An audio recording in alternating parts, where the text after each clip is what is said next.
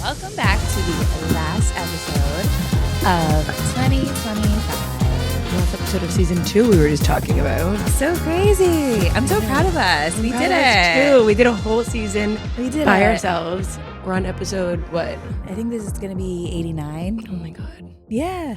Or no, it'll probably be like 90 because we have 2 more. Whatever it is, at least 90. Yeah. Bear with us too. I feel like the last 3 episodes, like we're always like one of us is hacking. cough, like hacking. It like tis the season, seriously. I know. But yeah, 89. I know. I remember when we had our season 1 with Laura, and that was so exciting, and we were like all amped up. We had guests on all the time. Yeah. And then when everything happened with like my family, we needed to take a break. And you guys were so amazing during that whole time. And we took how long? Almost a year off. It was a good 6 months. Yeah, like 6 months off. Yeah. And we, like Libby and I just had to get back together. We're like, do we want to still do this? I know. Can we do it? Can we still do this? Like, can we do it without Laura? You know, Laura brought so much like flair and humor, and she's so unfiltered. And I was like, oh, I just don't know if it's going to be the same without her. But we knew like we could like bring ourselves back to that day when we had this idea originally to be the Bad Wives Club and like have this podcast, that you and I's conversation were enough to be something, and that like other moms need to hear. Sometimes just like the conversation, it's not always about having like a formal topic and guests to teach us things. It's just about sharing real life. And like that's what this is about. And our little nitty gritty stories of the everyday life that oh my God. People were dying over you last week. Talking about Joe in the hospital. I feel bad, but when I tell you, every dad is like that. Every like dad. The amount of moms that were like, our husbands are the same. I'm like, there's something in their DNA where they just have to complain in the hospital room. I don't know what it is, but it's so funny. That's life. It is, and like we're not here trying to pretend like we got some negative reviews. And people are like, oh, not relatable, or like, oh, there's more relatable podcasts out there. Like for the most part, we have such amazing reviews. And I was thinking about it, and I'm like, being relatable doesn't necessarily mean that like our life is the same as yours. No. That's not what we're trying to be. Like, we're not trying to act like we're something that we're not. We're just like, we're here. We're telling you, we're being honest with you guys about our lives. You can't make these stories up. Unfortunately, you cannot make these stories up. And if you're not relating exactly to what we're going through, that's normal. Our lives are different. But we just hope that by being transparent and sharing like the ups and downs, we're not always negative. It's like sometimes we are bragging about our husbands and like how amazing they are. And the next episode, we're talking about how they're just like driving us up a wall. We want to kill them. Like that's just life. Yeah. It's life. So thank you guys for being here. I had so much fun on season 2. Just like it was so relaxed for us. It was. We very would just chill. Like plan our That's recordings. why we didn't have guests also, is because we were in such a flow with our own like families and work and everything, and to add in a third person it doesn't seem like a lot, but it's a lot. Like just trying to coordinate one person and one guest, it's like 3 schedules to work through, and it is difficult. It is, like, but we're excited because season 3 is coming, planning. And we have so many amazing guests already on the calendar. Yeah, I'm excited. We're going to like really put in the effort to make sure that we're bringing you guys some great expert feedback and advice and just stuff that like we need too. So totally. I'm really excited, and I'm not going to be gone. Like just because I'm on maternity leave for work doesn't mean the podcast has maternity leave. Exactly. This is like my break. So I will definitely be continuing. Yeah, we'll start back up in January. You can have a couple, I think you should have like Laura on and like just some local friends just to fill in like those first couple of weeks, which would be so fun to listen to. Yeah. So that would be perfect. But no, I'm excited. I'm excited for what next year is going to bring. I'll bring the podcast stuff to you too, so we can just I'm going to bring the baby. The baby's going to sit right here next to me. It's not going to even, like it sleeps, remember? Like they just sleep all day. So I'm excited. Oh my God, it's coming so soon. So soon. Adriana walked in, she goes, oh my gosh, your belly's getting so big. And I was like, I know. She's so excited. She's so cute. She's hoping it's a girl.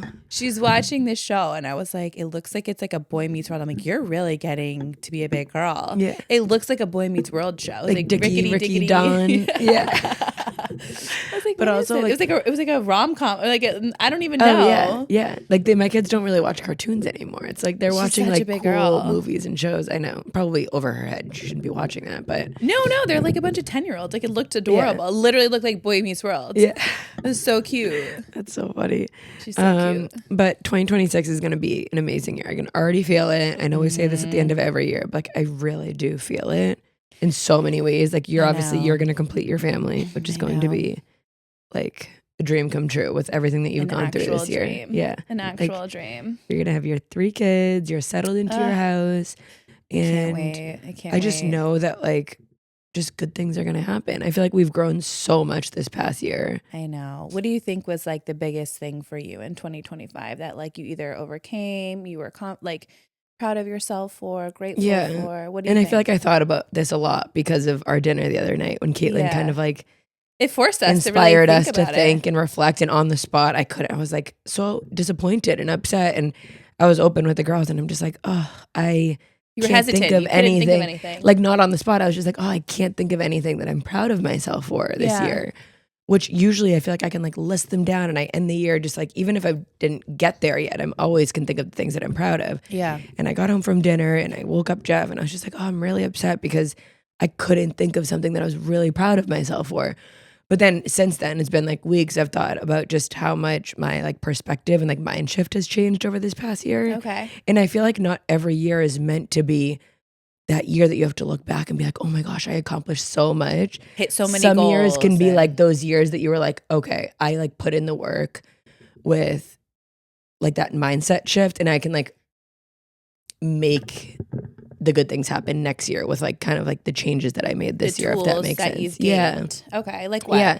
Like I think we talked about it on one of the episodes. Like I think it's the juice isn't worth the squeeze. Yeah. Where we talk about just things that aren't worth taking over your mental load. Mm-hmm. You know, like your mental, like when you're the type of person that you're always thinking about everything. Yeah. You're always thinking about everyone. And I'm not trying to say like, oh, I'm so selfless. I'm always thinking of everyone. It's not something that you do intentionally sometimes. It's like that mind racing at nighttime and all day you're trying to fill up 25 different buckets, you know? And you can't fill up 25 different buckets all the time. No. So you have to start consolidating those buckets into the things that really matter. And I think that's where I started like being like, okay, I'm not going to let myself worry about this person or that person because I'm not going to fix those people. I don't have a solution for them. So why am I going to sit here at night worrying about wasting all this energy, these things, whether it's a project at work or a person in my family? And it's just, you can't let yourself go there all the time. Because you have to be like, okay, my kids need my energy right now. Like this household needs attention. Yeah, for sure. And yeah, you just like need to consolidate it. That's why like when people are like, oh, do you want another kid? I'm like, of course I would love this big family. But I need to focus on the 3 kids that I have right now. And give them what I have. My family. And like, I really want to fill their cups and like their buckets every single day. Totally. And I don't want to be worrying so much about every little thing. Like there's so much like nonprofit work I would love to do. And there's so much more I would love to do. But like, this is not my time for that right now. You know? I know. This is your season of like filling up the cups in your household. And that's most important because they're at like such a crucial age where like they need you to do that. Yeah, exactly. And I think like you've done a really great job too. Is like just like honing in on your family and like your needs and your job and like what really needs to get done. Yeah. And that's what I want to do this year. It's like all of the extra stuff is great. And like I know I'll get there again soon. I know I'll be a great friend again soon. I know I'll be a great sister again soon. You have been though. And like, I have been. You really have been such a great friend to everyone around you. Such a great sister, such a great business partner, such a great wife, mother. Like you've done all of that and I've seen that. Yeah. I just know the type of person you are where you want to take on the entire world. Yeah. But I think you've learned to slow down and realize I can't do it all at one time. Yeah. So like these are the priorities and these are the buckets that are to be filled right now. Yeah. And whatever is left, I will tend to those. But like I am proud of you for learning that like you can't do it all right now. And that's not saying like you're not amazing, but I think your superpower is knowing that you don't need to be this superhuman. Yeah. Yeah. And that's like a really big thing because when you're trying to do it all, you're giving everyone just a quarter of you. Yes. And then it just backfires. And I create like so much room for disappointing myself because I'm like, oh, I didn't do that. Or, you know, like I want to just focus more on like the little things that really I believe matter. And I keep bringing up that stupid Halloween night where I spiraled over not doing the jack-o'-lanterns and the decor because it is such a small thing. But for me, I feel like it was kind of like pivotal in the sense of like, I'm not going to drop the ball on these little things that matter because they matter to me. And my kids probably forget about not doing the jack-o'-lantern. But that little thing to me was like a symbol of a larger thing that I don't want to ever forget again. Like I don't want to like miss those memories, which is why I'm like this holiday season, like I'm doing all of the things. October was tough, I think, for both of us. Yeah. I think we both had that awakening where we were like, oh my God. Yeah. Like, but those moments make you realize what matters. What matters. Because I'm not getting upset when something happens at work that I might have missed or messed up. Like, all right, in the moment I'm going to be upset and frustrated with myself, but I'm not going to carry it on for days and try to overcompensate. But like with family, I am overcompensating and I'm like crying over it. So that's when you know like what really matters and where you need to focus your energy on. And I think it's just funny that it both happened to us in October. We were both, because you know what it is? It's like the fall comes. It's like you're in that summer days where nothing matters, la-di-da. Everyone's on vacations, enjoying life, doing all the family things. And then September hits, and that's when like everyone hits the ground running. Remember, we were like, it's like the New Year's. Yeah. And you're trying to get all of these things done in the last quarter of the year and trying to make everything happen in October and September and October. Like you just jam pack it and you just focus on work. And then you're like, oh my gosh, like I did nothing for my family. Yeah. And that's when it hits you. And it's like, you don't need to do that. Like slow down, like chill out. Work is always going to be there. Yeah. You're not crying over work. So it's so true. I mean, like, you know, work, we have good days and bad days, but like when you really think about what matters, it's like, I need to make sure that like my family is good. Right. And that I'm like being supportive to the people that I love the most, like you and like my sisters and my parents. And that's what this is all about. And like when I talk about finding balance, that's what it is just making sure that my priorities are in check. Yeah. And I do think I got them in check this year. That's important. I tried to make time for myself as much as possible when it came to like health and fitness, but like I definitely was inconsistent. So I'm hoping in 2026 to like get back into the flow. That's great. But yeah, I mean, it's a pivotal year. It is. Sometimes, like you said, you need those years to just make you like look back and reflect. Like there doesn't need to be all these amazing things that you're grateful for, but like the lessons that you've learned and the priorities and just like you said, like the mindset shifts. There's just like things that you can take into the new year to make 2026 so much better. Yes, totally. Which is awesome. Yeah. What are you like most proud of yourself for? I mean, I think it goes out saying like the resilience I had overcoming everything with trying to get pregnant. I think God has like such a funny way of planning your life. Like when, you know, that saying like you plan and God laughs, like, I thought I wanted like just kids back to back to back. Yeah. And I'm like, I don't know why I feel like I'm going to cry right now. I know, me too. I don't know why. Like, wait, like my eyes are watering and I'm like not emotional like that. Wait, literally same. It's so crazy. You just start talking and I'm like. I don't know why it makes me like want to cry. But I think that had I had a successful pregnancy back in, you know, May of 2020, was it? I think I would have missed these most amazing crucial years with Rocco and Joseph, because so I think this it kind of all ties together. But this past year for me, I learned a lot. I think I learned a lot in my marriage. I think Joe and I have honestly, and this isn't a humble brag or anything, but like we've really, really had a breakthrough in like our communication, and we even like we're giving each other hugs and kisses. We're so proud of ourselves for like the communication that we've been able to have. Like we're like we don't remember the last time we fought. Even like a so yelling fight. Like you know how we would like fight and yell and move on in 30 seconds, but there hasn't been that, and we kind of were like, wow, it's been like a good like I don't even know how long, but like there hasn't been any of those moments. So like one thing is that Joe and I have learned to communicate better, and especially with the boys too. Like he always would point out to me, you know, you're yelling like as like a kid with them. He's like, you're like another kid yelling. Like when I would get overwhelmed and anxious and I would just start screaming, and he's like, his way is just being like firm but calm. Yeah. And he's like, you need to talk to them like an adult in a firm, calm manner. And I would always be like, screw you, like you're not the better parent, like you know, keeping score with each other of who's doing more. Like for the first couple of years of like motherhood, it was constantly like me trying to like keep tabs of like who was doing more with the kids, or who was doing things better, or who was being a better parent. And I think this year I just had to like be calm for my body, number one, for trying to get pregnant. Yeah. And then also be calm for the kids because I was seeing it like come out on Joseph being more anxious. Yeah. So I think him and I just really had like a breakthrough of communication and me just like accepting it, like putting my guard down and not trying to be like this tough cookie who is the best at everything and knows how to do everything. Yeah. Did that happen like?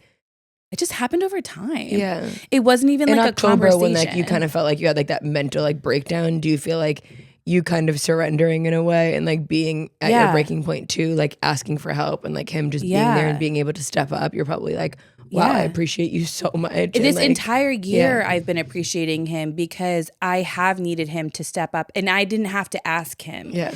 So me not having to ask him and him just doing it, I know. Like that's why I'm like, I'm so grateful and I'm so proud of our relationship right now because he has stepped up in ways where like it's silent. He doesn't ask me if I need to do it. He just does things. Mm-hmm. He knows when I need things done and what it is that I need. And I don't know. I'm just like so grateful that he has been like, you know, he might not be the one in bed cuddling me and holding me, sobbing and crying every second, but like he's doing other things that I'm realizing are so crucial for like my own mental sanity and support. Yeah.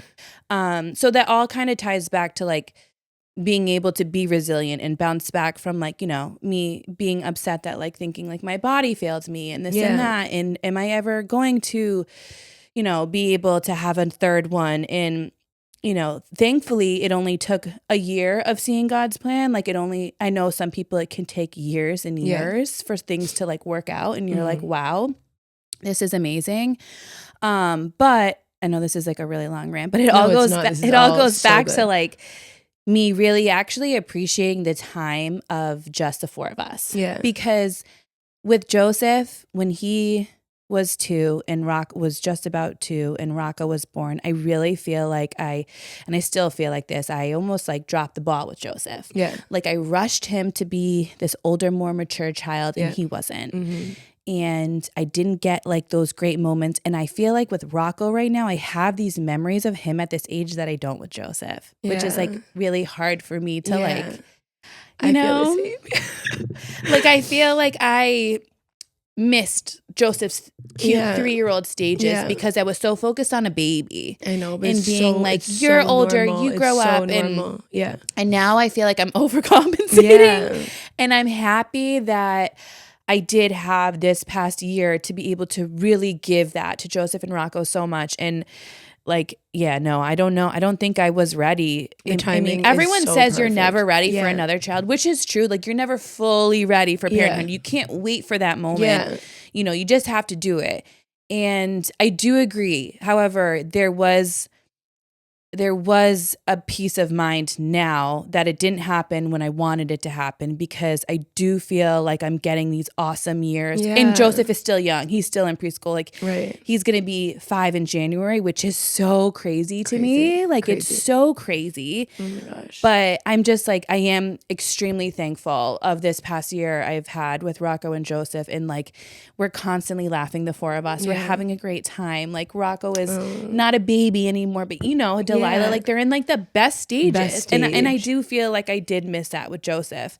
So a PSA too to any new moms is just like, it's hard if you have a baby and a toddler. It's so hard when you have back to back and everything you were just saying. Like that's why I got emotional too. It's like, cause I saw you go through it too, but also that's how I feel about Adri sometimes, like being in the middle. I had them back to back and sometimes I'm like, I feel like I blacked her out as a baby. Yeah. Because I had JJ who's 15 months old.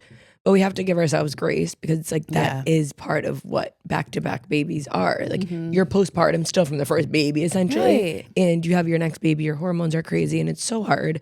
There's so many beautiful things that come from having back-to-back but there's not like one thing isn't better than the next because there's such a silver lining and so many positives of having more of an age gap and like giving yourself that time to enjoy each baby in each chapter. So totally. I mean, I'm so proud of you for the way that you handled the last year. I tell you that all the time. But I'm also thankful for like the people that I had who like quietly showed up for me. Like, you know what I mean? I'm not the person who cries for help and I'm not the person who is going to post all these cryptic things on Instagram so people people reach out and are like, oh, are you okay? Yeah. That's not me. Yeah. And I just get up and put a smile on my face and pretend like everything is okay. But I did let myself like feel feelings for once in my life. I did like open up with Joe. Like I did do those things, but I'm also proud of the fact that like I was strong enough to like bounce back and like put a smile on my face for the kids and like get through something where I was just like so upset for myself for. Yeah. And I almost and not wonder giving too, up. like fake it till you make it when it comes to being happy and moving on. And that's after, what I did. Like, you know, I would call that like traumatic events, like what you went through with your miscarriages for you. And you had to fake a smile for the kids. But sometimes to get through things, if you can fake a smile and be happy for your kids, you trick your brain into thinking. trick your brain into thinking. And that's a huge thing of what I try to do. I'm just like, even on a bad day, I'll be like, okay, I'm going to play a happy song in my car. I'm going to go in the sauna. I'm going to laugh. I'm going to like fake it. And then you kind of realize like, wow, that actually kind of worked. It does. You know? It does work. And that's why like our kids are such a blessing because we get to go through all of these things with them. And we're like having to laugh at the elf every morning or having to laugh at this and that. And you live vicariously through them and like their little moments of joy. And it is probably like my favorite part of parenting. It really is. Like yesterday I had the best day with them. Like I'm just so happy. Like I'm actually taking this month to do everything, even though I'm not the planner. I'm not like the let's do all these arts and crafts and go here and go there, especially right now. Like I'm so exhausted. But yesterday we did everything with the kids. We took them all over and we're going to do it again today. Even Friday night, it's 3 days in a row of me being like a social mom. Go me. But it makes me so happy at the end of the day. Yeah. Like the boys had the best time yesterday. Yeah. Like, you know what I mean? Yeah. It's just, it does fill up your cup and it makes me so happy to see them happy. It really does. And it also makes us realize like neither of us are going away over this Christmas break. And we realize that there's so much we can do to fill our cup and be so happy just by being home and like going places locally. And like the kids absolutely love it. I know. Sometimes we complicate it so much. We think I think I need to move to Aruba and I need all these things. And it's like, no, you just need this Christmas break. I've never gone a Christmas break without going away. Yeah. The only time is when I had Delilah and she was born on December 16th. And you always go to Aruba. So I was home that Christmas break, but then like Kathy passed away shortly after. So like really never had like a break where I was like relaxed and like nothing going on. So I'm kind of excited to just like it's great hang out with the kids and make alone time for each kid, like one-on-one time with each kid over Christmas break and just enjoy being home. That's actually a good point. I do want to do that. I do want to have like one-on-one days, especially before this baby comes. I feel like I need that. Yeah, you need that. I want to, and it's funny because I'm like, but I also want to like go to Miami for a weekend with Joe. Joe and I were like, can we just get on a plane and go to Miami? We're like, what makes us happy? We're like, Miami. Well, this goes back to the other day. Like, I feel like so many people were like, oh, Libby complaining about the elf. And then she ended the episode being like, I'm going to do the elf. Like, okay, we're inconsistent sometimes. Okay, very like, inconsistent. Like, that's like some days we are some days wholesome. I have it in me and some days I don't. Like some days the elf moves and some days it doesn't. Yeah, exactly. Like, okay. I know the elf like has been sitting on. Oh, I did shout out to Julia. Julia sent me an easy elf thing. And it was like the elf pooping chocolate chips. Yeah. So I set that up. Rocco thought it was hilarious. He was dying laughing. He thought it was so funny. And then Joseph comes downstairs and goes, those are chocolate chips. That's not real. And I was like, no, it is. And he's like, no. And he like picked up a chocolate chip and ate it. I go, that elf poops chocolate chips. And he's like, no, he doesn't. Like, I don't know why Joseph lately has been like really like, I'm like, you're 4 years old. Yeah. Like chill out. Lots of years to go, believing. He was like, that's not the real Santa. Like, that's a fake one dressed up in a costume. And I'm like, you're 4. Yeah. Like, shut your mouth. Oh, it's our job to just keep the magic alive for them. And I hope you guys have the best holiday, the best Christmas, Hanukkah, whatever you celebrate. Yes. Just take time to be with your families and do whatever it is that fills your cup. And for anyone this holiday season who is struggling, like it will get easier. And just like, also just like remember what Libby said, like timing is everything in life. And like just try to find that faith, whatever you believe in, to know that you have control over your life. You can turn this around and you're allowed to be happy. Like no matter what you've been through, like you're allowed to smile, you're allowed to be happy, and everybody deserves that. So 100%. that's like what I'm very going to tell great myself. Reminder. Merry Christmas, happy holidays. Hope you guys have a great start to the new year. We will be back with season 3. Yes. We cannot wait to announce all the guests that we have planned for you guys. And we'll see you in January. We love you guys. Thank you so much for being here. Thank you.